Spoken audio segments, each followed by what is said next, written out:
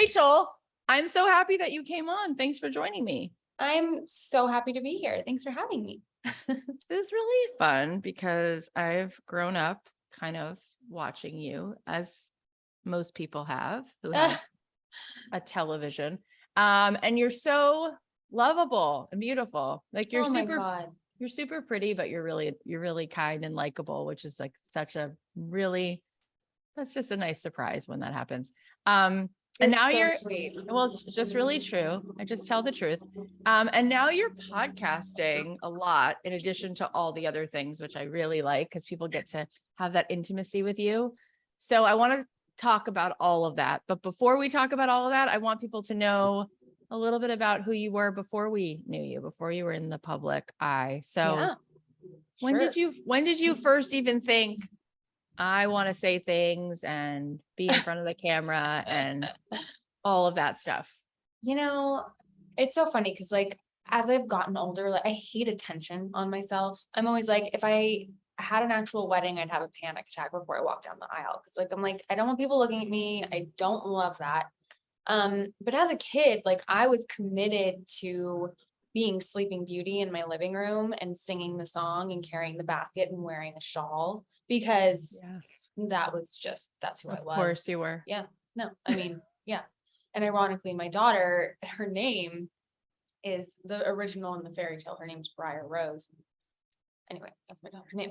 But it was sort of coincidentally. But yeah, so I started out like I always loved performing. But my parents were like, I'm going to be in school. I'm going to be a kid, and then after that, if I want to try it, I can. And it's not like I always knew I wanted to act.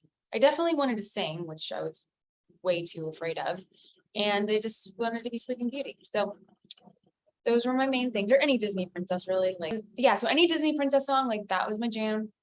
But yeah, so after I did theater in high school and after my senior play, which is kind of funny because I did The Crucible and Rami Malek and I were the leads in it. And he was always so phenomenal as an actor. And my dad after the play was like, you're kind of good at this. Do you want to like do it? And I was like, fuck yeah, man. No. I was like, yeah, no, I do love it. So that's kind of how it started. That is so cool. And it's always so fun when we have actors on and they were friends with other actors before you were all known. And it's really, Jenna Fisher was saying like Jason Segel like lived in the apartment next door and they would just shoot stuff on their iPhones. No way. And yeah. That's so cool. It's just fun to hear that part. So then what happened? Like, what was the first moment where you're like standing on a set and you're like, this is surreal. This is my life. And this is so big. This is so the thing that I wanted to do. The first job you could say that I booked was a commercial for Raisin Bran Crunch, and I had to dance for like 12 hours straight, and you only saw my butt in the commercial. But I remember like being so sore after, so tired, but like it was my first real paycheck.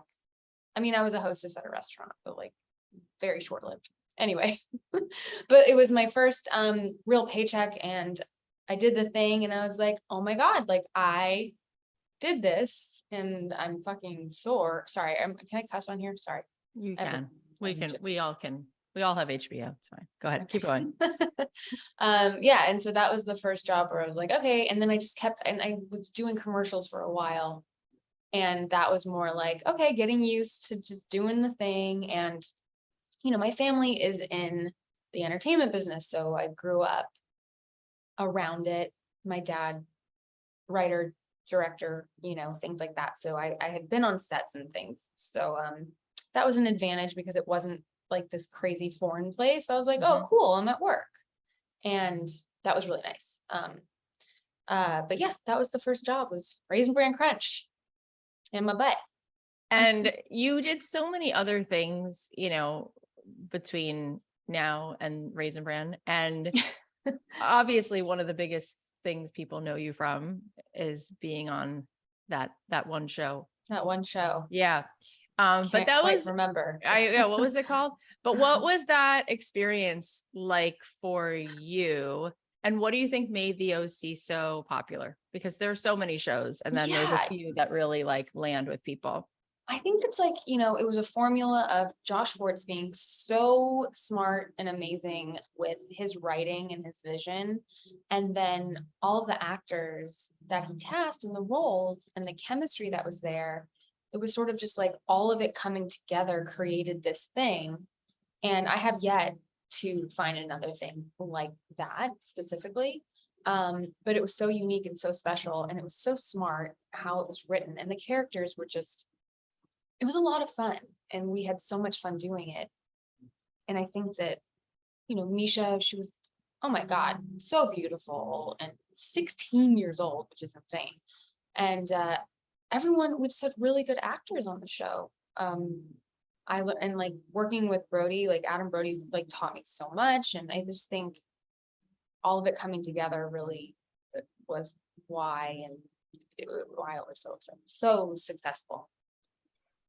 It's interesting that I wasn't expecting you to say that, but you said I haven't found anything like that. What do you mean? Like, why do you feel like that experience helped you grow so much as a person, or why was Yeah. that so special to you? So I was 21 when I booked that show, and I'm doing that rewatch podcast of it. So I'm watching it back, and it's really hard to see yourself at 21 and now 41 watching it, and how much life has happened in between. And I'm just like, oh my God, but it was such a special thing. They keep saying like lightning in a bottle, like, a magic in a bottle, whatever, because It was. you can work on so many things, and not all of them are going to be as successful or reach as many people or be, that important or relevant or all the things that make a show a successful one.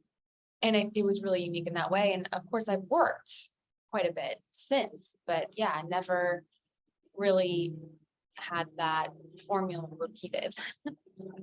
That's really beautiful. And I have to say, I think it takes a lot of humility to just be honest about all of that, because you have worked a ton since then. And Ralph Macchio was here a week ago, and I was like in tears because, I'm 2 years older than you. So that was like my childhood, right? Oh, Karate yeah. Kid. And he will And- always forever be the Karate Yeah. Kid, And he right? like totally leans into that role, right? Like Yeah. he just wrote a book about it. But a lot of actors, I could see where that could be a blessing and also a challenge, because it's like, Sure. guys, I've been acting for another 20 years since then.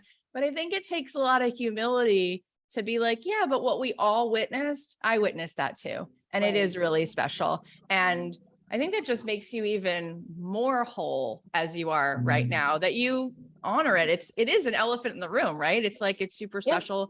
And now your life has other levels of specialness that aren't just about the roles you're playing, even though you continue to do beautiful work. It's like the way you're reflecting on your life, the podcast, the other kinds of content creating, how you are in your life, in your home, like all of that gets to take also a front seat. And so, and that's equally, if not more major than that show. But I think it just says a lot about you, because we've had other actors on the show who, when we talk about roles they played, they're like, oh, I don't even think about that. And I'm like, I know. No, that's not true. It's always been so important to me to show gratitude, because like I literally would have nothing if it wasn't for that show and for Josh and making him laugh, because I definitely was not what he was picturing as Marissa's best friend. But yeah, you just have to remember, like, that was an experience that gave me everything I have today. And I know some, of course, actors would be like, oh, I've done so much, like, I don't want to be known as whatever. And I think even people from the show feel that way a lot of the time. But maybe as we've gotten older and you become parents and everything else, you're kind of like, oh no, that was actually really great.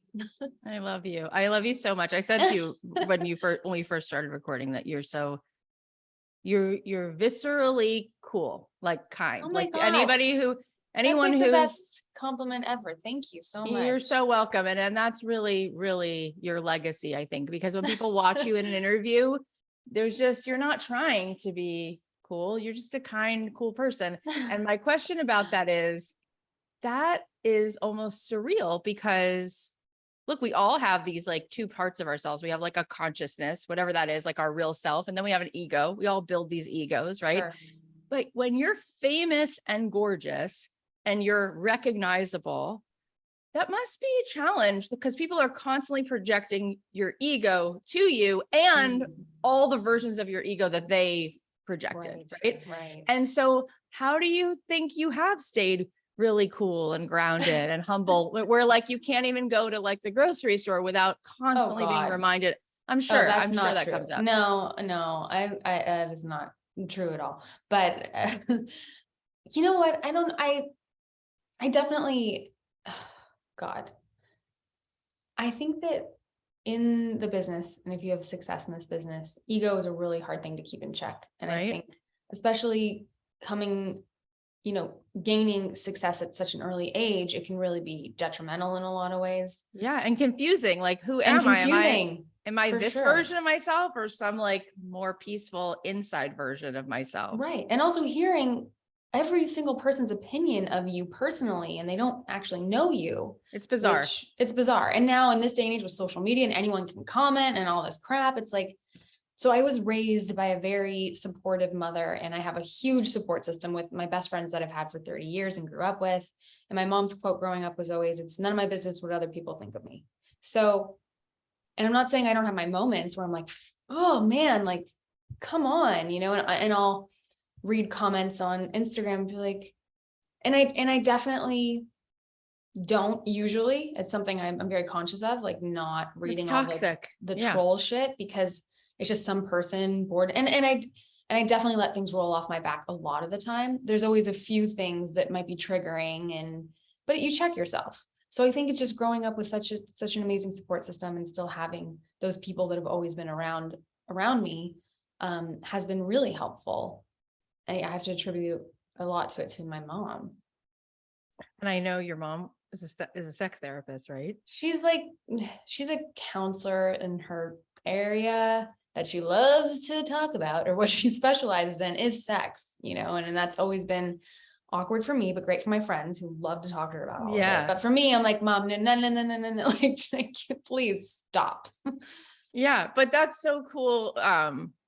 That your dad is a screenwriter, producer person in the business, and your mom has this understanding of what it takes to have intimacy. Because really, whether it's in the bedroom or not, I think it's about being comfortable in your own skin, right? That's probably from the 40,000 years of therapy I've had. Like that's a little bit of like what makes sex great or what makes any relationship great is actually not being codependent. It's actually having that sense of yourself. And so you definitely embody that, which is so cool. And what you just said, again, surprising things you're saying. Cause like, I forget that you would have trolls and things like that. I forget that would be part of your experience, but of course that's part of your experience because the more visible person you are, there's always going to be people who are in the static and have their own opinions about you. People love to have an opinion. So your take home message then to people who are listening, because so many people want to belong and they want to fit in and it's crushing. And you've had unfortunately practice of like learning how to like not get so irritated and deeply, troubled by that. So what's your one take home message? Why are you able to do that? What do you think? I think, look, it's been a long time since, the OC was on. So that would have been the first experience. And then we're talking 20 years. So I'm not saying that it was like easy right away, but I think with age and experience, you learn that none of it matters. And it doesn't matter. And everyone's going to judge. People are so judgmental. And like I said before, it's none of your business what other people think. Yeah. And so go ahead. No, sorry. So one of my best friends, one of the people that's been around 25 plus years, who co-hosts Broad Ideas with me, Olivia, this is her first time kind of in that public space where she's getting all this feedback from assholes. And I'm like, hey, I've been there. Yeah. The best thing you can do is not read anything. Right. But then she's like, but there's so many amazing, like positive things. And I want to be able to take that in and respond to people and whatever. I'm like, okay, well, if you start reading something and right away it's negative, just stop. So it's kind of like training yourself and training your brain, I guess. Yeah. It's so liberating too, when you realize that everyone has their own experience and there's nothing you can do about it. And people are judgmental. And we are too, right? Like, I Absolutely. don't think I've ever taken the time to post something rude about anyone because I just am not at that level, but I'm sure I've thought of things. So it's like, we let people have their experience, and like, it's so liberating. You can just do you. You just mentioned your podcast, and you actually have two, and I want to start to talk about them, but your team reached out to make sure that we talked about a pretty serious, important episode that you guys did recently. So I want to make sure that we circle back to it, because clearly it was something you guys felt was important, and it is. I mean, it's very brave of you that you went there. Before we do, let's talk about broad ideas, first of all, and why you wanted to launch this with Olivia. Why did you feel like there was something you needed to say in this podcast?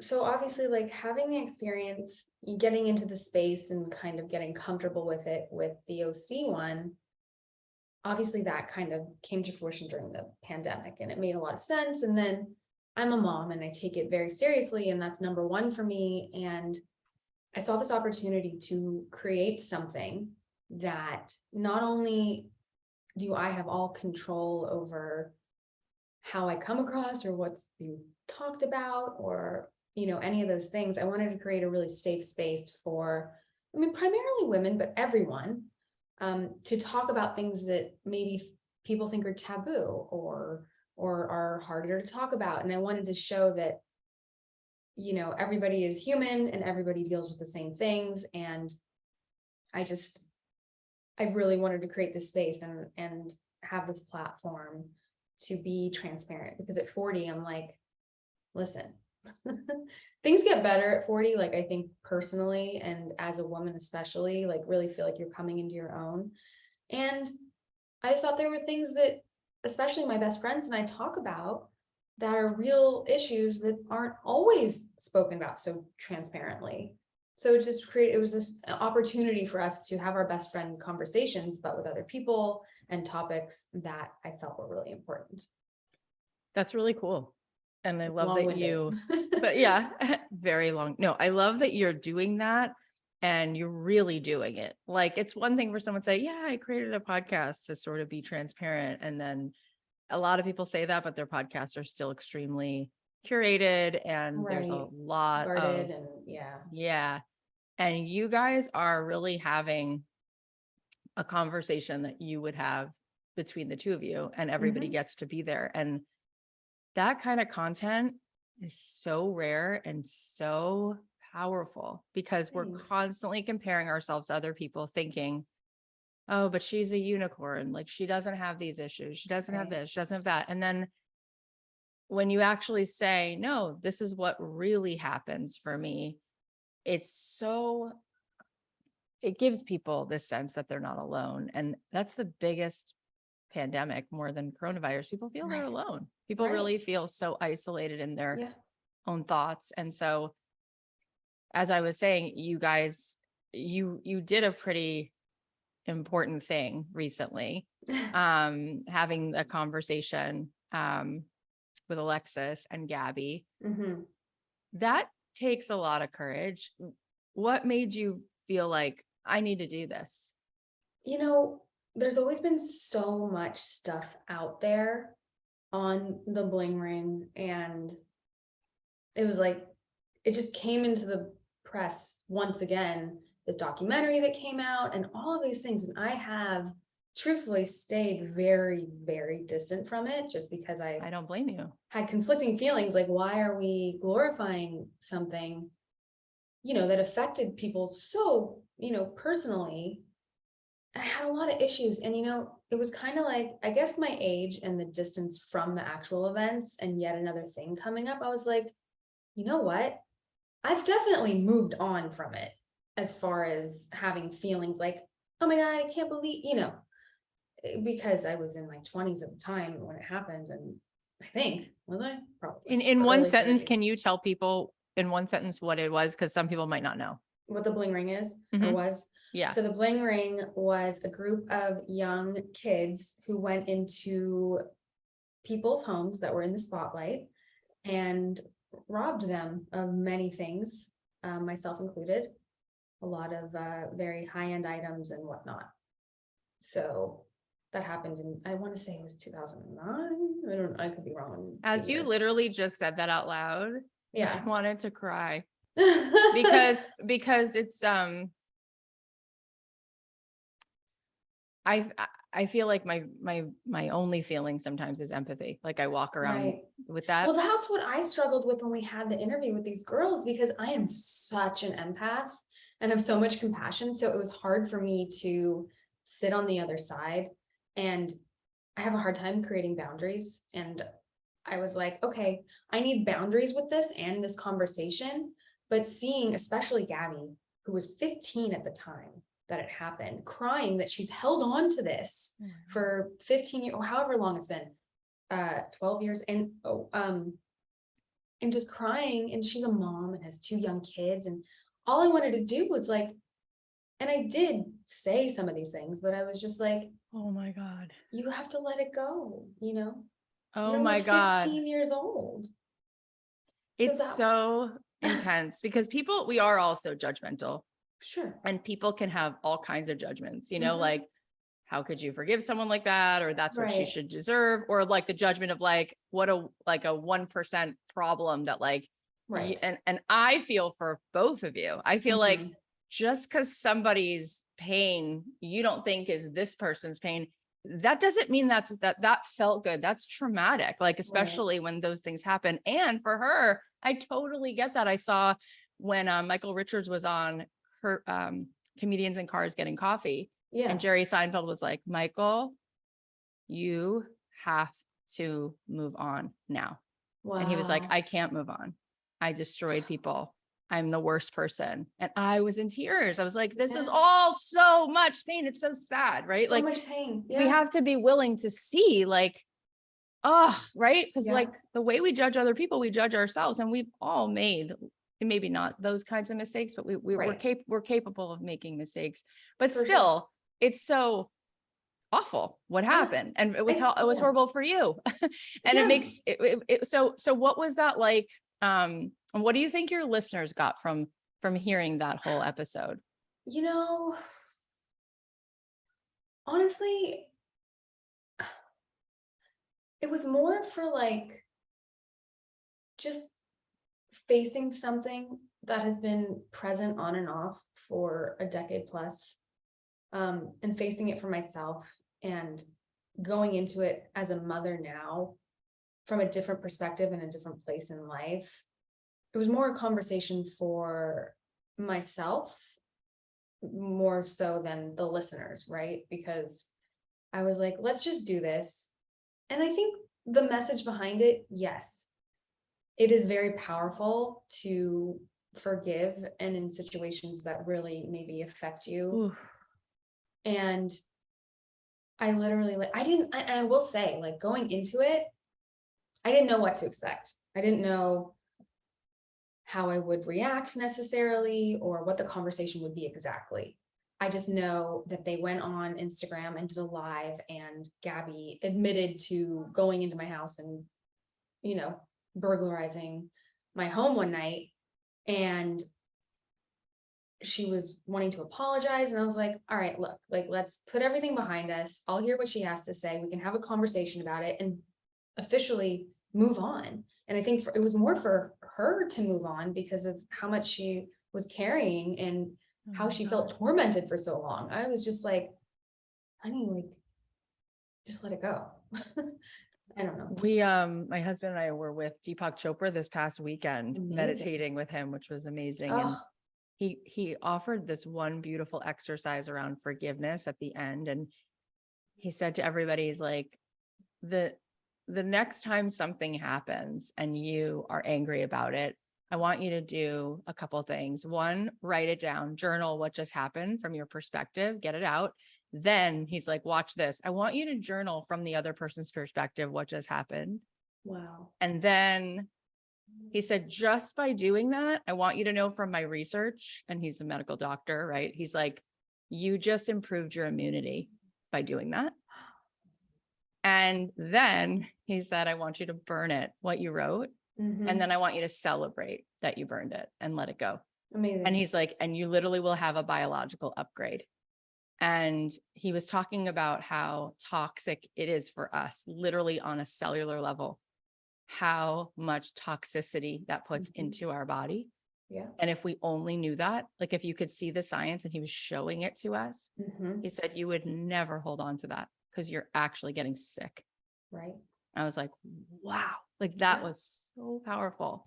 It's so powerful and it's so true. And I grew up, my mom's very spiritual, and in our household, it was always like anything like that, right? The anger, jealousy, all of those things, it is a toxin in your body. And she would always tell me, if you're having feelings, write them all out, write a letter to the person, burn it after, you know, it's kind of all that same mentality, but writing from the other person's perspective is brilliant because it creates such a different, you know, there's empathy there, there's maybe understanding or whatever it may be, and it helps release it out of you.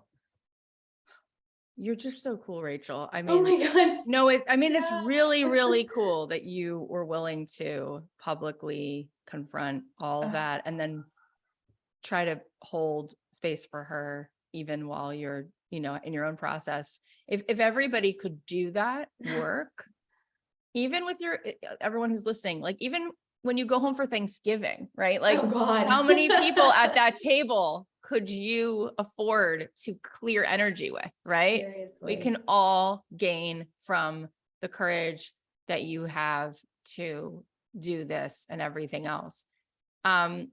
Let's also talk about Welcome to the OC and Sure. this podcast. Do you find that going through it, it's almost like bittersweet because you Oh, yeah. miss, yeah. Yeah, it makes you kind of revisit a lot of your past, which can be bittersweet because for many reasons, right?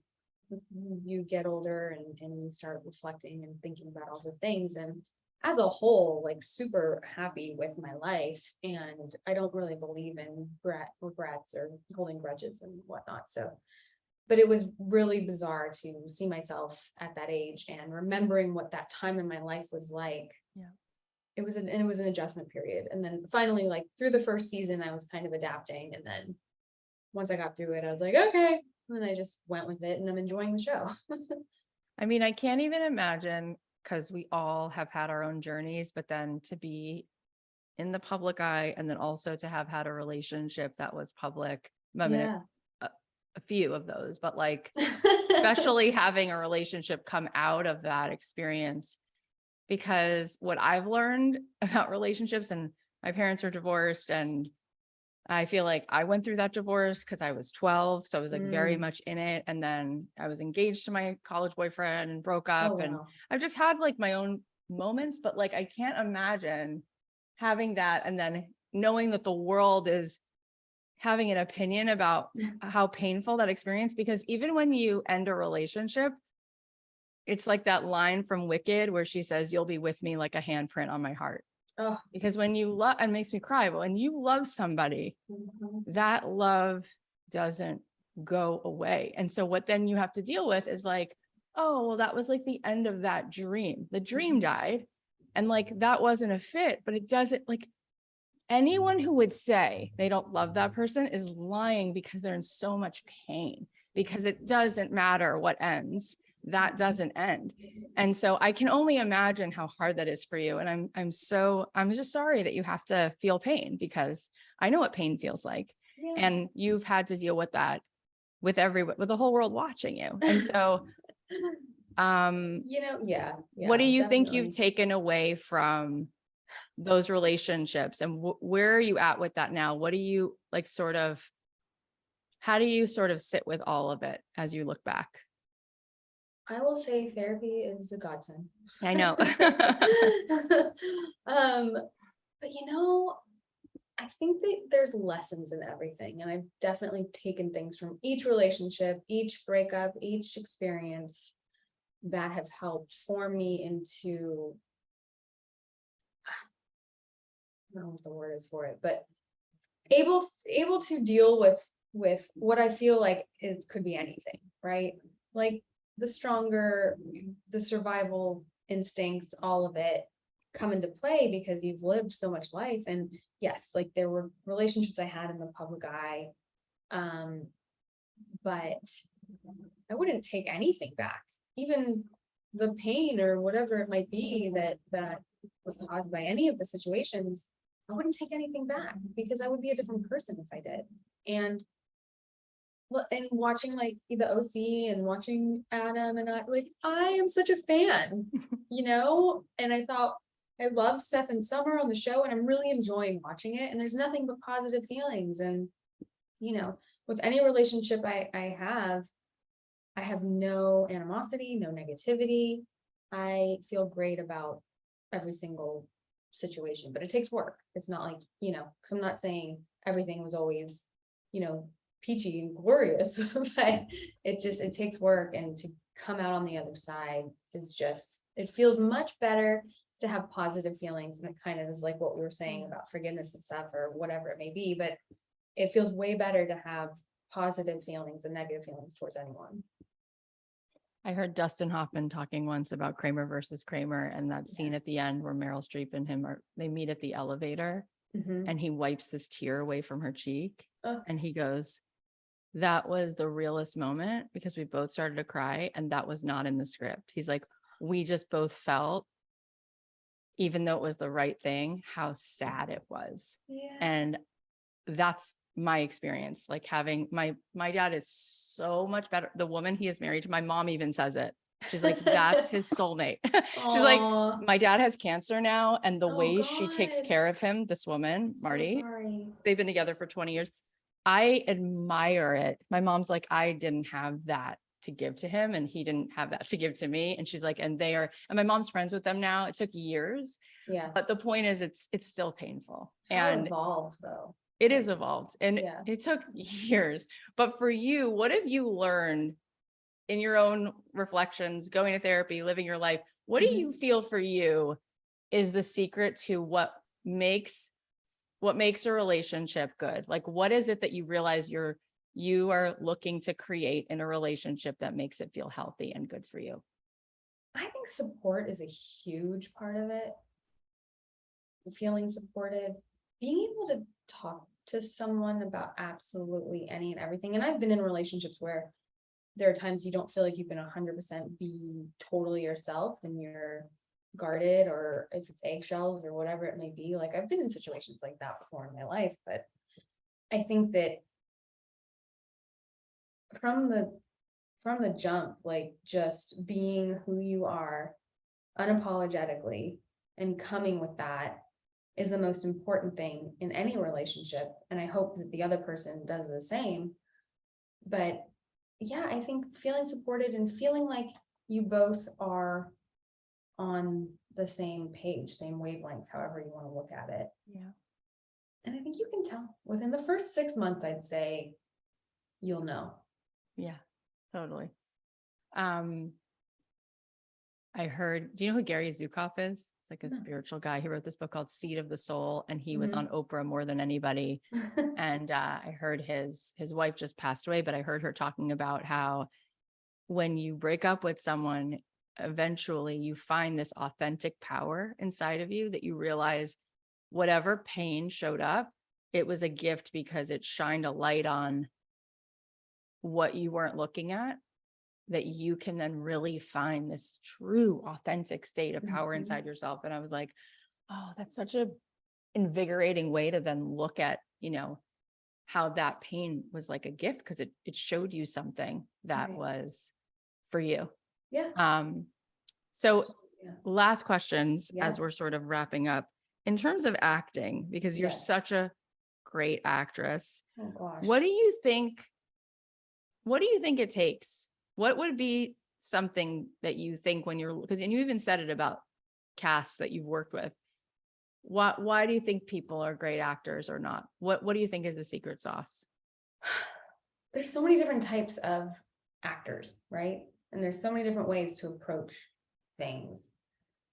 I think I'm such a different, I can only speak personally. And I'm not saying like I'm some amazing actress by any means, but what I will say is I really enjoy being somebody else sometimes, but always putting a piece of myself in it. Yeah. So it becomes more natural, more, something that's inside me that's coming out, because I can not always relate to it because I'm, villains or whatever, would be like, oh, that's inside me. But, there's a truth to that. And I think bringing a piece of yourself makes it unique, and it's also really fun, Totally fun. So So speaking of fun, as you look ahead at Yeah. the next 5, 10, 15, whatever years, so, what are you really dreaming about? Like from a creative standpoint, what would be sort of like the biggest wish for you to create or make or do? Yeah. What's so funny is all I really care about in life is my daughter and being a mom.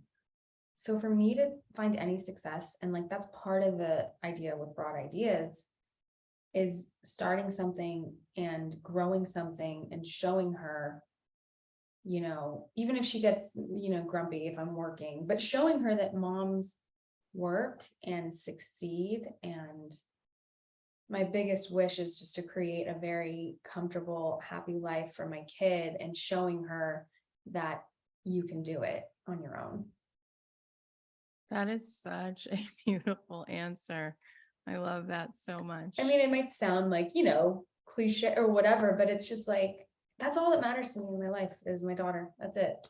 Like, that's all it is. And I love that so much. Deepak was also saying that like the ego craves these like super high highs, but the soul just wants this place of equanimity. Like all it craves is like this steady peace.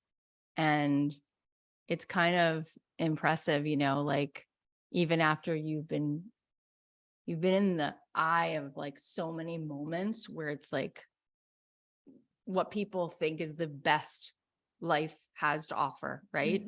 Passion, creativity, all the yummiest things materially, and a sense of fulfillment spiritually, right? And for you to have had that and say, I really want this life that's a model for her, period. Like that's You're the making mic me drop. cry. Like, No, see, it's anything to do with like my kid. It's like, how old is she? she's turning 8 this month. It's so fun. You're such a good mom. Oh God. And you're such a cool person. And I don't think it's an overstatement. I think it's really the truth. I don't think it's a compliment. I think it's really the truth. And I'm so happy for her that all the courage it took for you to like move through this journey, she reaps all the rewards of that courage, and that you can like, I don't know, show her like those levels of like coming to terms with what really means the most in this world. Like you save her so much grief. Man. So cool. Thank you so much for saying that, and saying all of that just really like hits, just because I haven't really thought about it to that level. It's just like I just keep doing what I do for her, and what else is there in life? Nothing. Really, right? Yeah, there's nothing else. I know. Tell everybody where they can find both the podcasts and where they can follow along and be in the journey. Broad Ideas, you can listen to it anywhere, wherever you get your podcast, Spotify, Apple. And same with the Welcome to the OC Bitches. So like, oh, which podcast? Take your pick. Take your pick. But yeah, we're pretty active. Instagram, the Broad Ideas pod on Instagram is pretty active. So it's good to check that out. Awesome.